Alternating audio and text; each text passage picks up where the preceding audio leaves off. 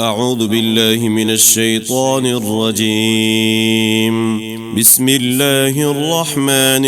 الرحيم. يا أيها المزمل قم الليل إلا قليلا نصفه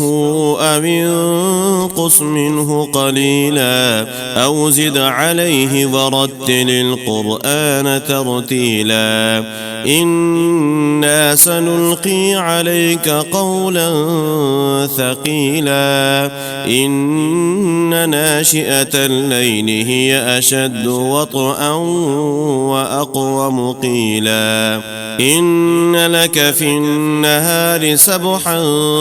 طويلا واذكر اسم ربك وتبتل إليه تبتيلا رب المشرق والمغرب لا إله إلا هو فاتخذه وكيلا واصبر على ما يقولون واهجرهم هجرا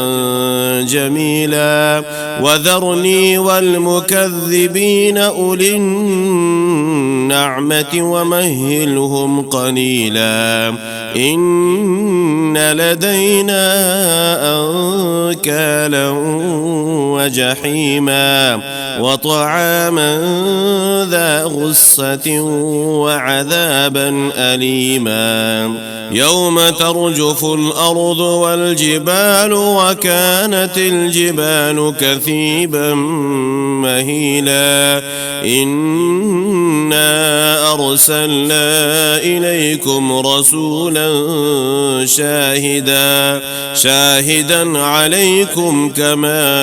أرسلنا إلى فرعون رسولا فعصى فرعون الرسول فأخذناه أخذا وبيلا فكيف تتقون إن كفرتم يوما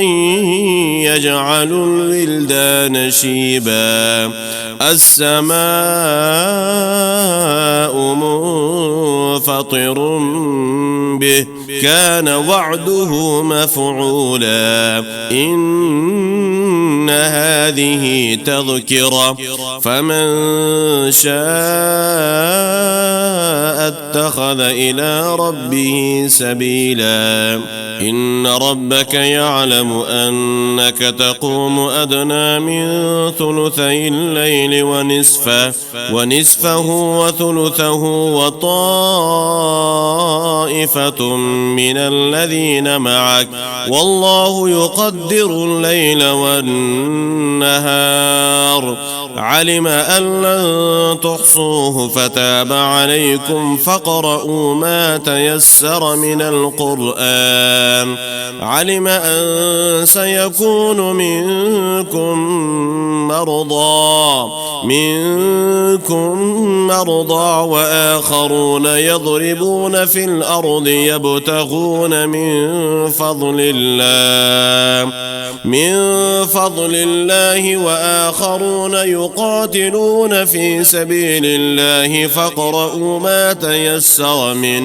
ما تيسر منه وأقيموا الصلاة وآتوا الزكاة وأقرضوا الله قرضا حسنا وما تقدموا لأنفسكم من خير تجدوه عند الله هو خيرا وأعظم أجرا واستغفروا الله إن الله غفور رحيم.